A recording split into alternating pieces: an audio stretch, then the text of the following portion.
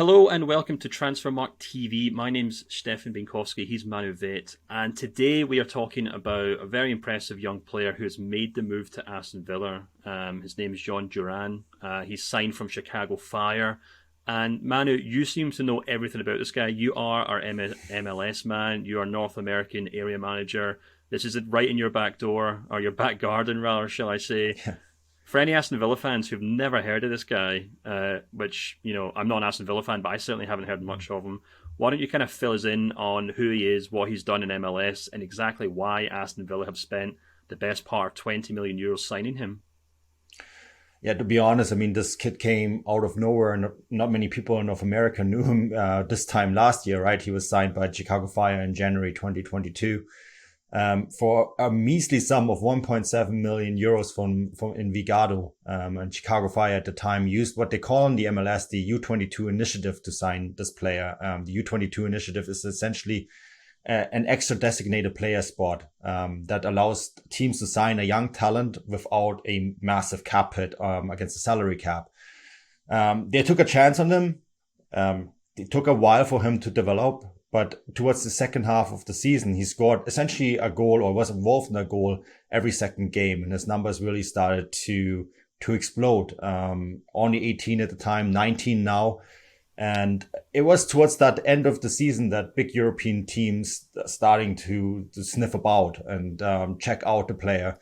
Eintracht Frankfurt were reportedly interested. Benfica were very, very interested. I've heard from some sources at the time from Eintracht Frankfurt that they explored signing him from Chicago Fire. They eventually ended up signing Paxton Aronson instead because Jhon Durán was just too expensive. They reports suggested that a English Premier League side had come in with a very big offer and signed the player. And, you know, honestly, Chicago Fire did quite well to keep this very close to them. This did not leak until it was done. The transfer came out. It was on their homepage. We haven't come to an agreement with Chicago Fire. And Stefan, it was an enormous amount of money, 16.63 million euros, around $80 million up front.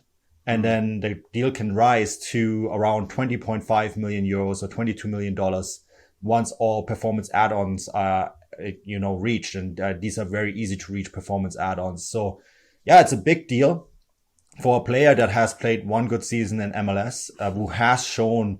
And I mean, I did this in my article that's already on the site, so go check that out.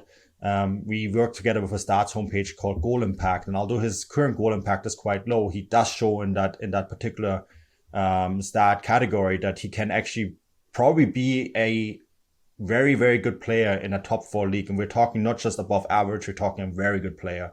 So he has the potential, but I think now it's the big task for Unai Emery is to develop him. Yeah, I mean, and my next question, I guess, would be in terms of how good is he right now? Because obviously Aston Villa have Ollie Watkins, they have Danny Ings, two kind of, Premier League well-known names, two players who scored a decent amount of goals. Ollie Watkins in particular has been very good for Aston Villa for a number of seasons. But, is Durán ready to step into this team and kind of play, this season? Is he ready to be a starter for Aston Villa immediately? Or is this a guy who will have to maybe go out on loan, or will maybe have to play off the bench for a couple of years before he kind of gets his bearings of the Premier League? Yeah, I think he's a bit of a project, to be quite honest with you. I mean, he has all the physical attributes of being productive in the Premier League right now. He's very physical, he's very fast. Where he does lack a little bit is that he's very one-footed. He scores almost all of his goals with his left foot. Right. So this is a player that is still a little bit one-dimensional, even though he has an extremely well put together toolkit. He still doesn't really always put all these tools together.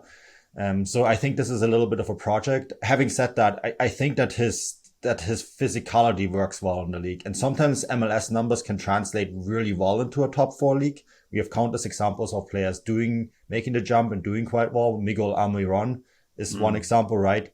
We had Tyler Adams, for example, go to Germany right away and do quite well. Brandon Aronson has done quite well in the Premier League, although he went to RB Salzburg first. But then we also have other examples like Ricardo Pepi, who's gone to Augsburg and has really struggled there after being a top scorer in MLS, right? So I think that Durán is probably a step above Ricardo Pepi, and under the right development can be a top player in this league, especially because he just has the right physical elements to his game. But I do think that Aston Villa fans need to be a little bit patient here. He's not going to come in and, be that striker solution. I know that Aston Villa have been linked to other strikers as well. And I'm not sure he is going to come in right away and, score 15, 20 goals for them. It's going to take some time. Interesting. So the really interesting thing about this as well is that he's also the second highest fee, on an MLS player in history. It comes just short of Miguel Almiron, who moved to Newcastle in 2018-19 for €20 million, just above Ricardo Pepi, who you referenced, to Augsburg. But this is quite a big deal in MLS, obviously, big amount of money. But I think for a lot of people, especially in the UK, it also maybe shakes some pre-existing, stereotypes about the league, perhaps. Is this a sign of how the league is developing, how it's changing, that you now have a lot of these young players that English clubs are scouting and quite happy to pay big fees for? I think what MLS has done really well in the last few years is that, and the Almiron deal is a good example of that as well, right? They trying to produce their own talent, bringing up players from their own youth academies, and you can put in players like, yes, Ricardo Pepi hasn't worked out yet, but Dallas made a lot of money on him, right? Alphonso Davies has become a world star after emerging from the Vancouver Whitecaps academy. You had players like Almiron who they developed and found in South America, signed for a relatively small fee and moved them on. And I think MLS is sort of becoming a league where they try to develop their own players, but also go to South America and say to young players there, look, A, we can pay on time. B, we have world-class facilities. The facilities for Major League Soccer clubs are often better than most top 4 league clubs in Europe, right? So we have these really good facilities. You can develop in a market where you're still relatively unknown, because soccer of the 5 sports in the US is still number 5, right? It's growing, but it's still, you can still work there in relative anonymity. I think that works quite well for a lot of young talents. And the other thing I think that MLS has going for itself, it's a very physical league. So you can, as a young player, come in and you grow quite quickly in terms of physicality, which has helped someone like Jhon Durán, because MLS has the best training facilities in the world. Every player is very athletic. The travel means that you have to be on a world-class fitness level, right? And I think for a Premier League club, that's quite interesting, because the Premier League is quite physical as well. And I think that makes MLS a really good in-between jump for some South American players who maybe not quite ready for Europe yet, but then, can play there for a year or two, or in this case, less than 12 months, and then make the jump to a top 4 league. And there's probably going to be more coming. We did the story on a Brazilian striker who plays for FC Cincinnati. And Cincinnati are currently in transfer talks with Udinese for this Brazilian striker named Brenner, right? Who's also probably going to go for a really large fee after really doing quite well for 2 years in MLS.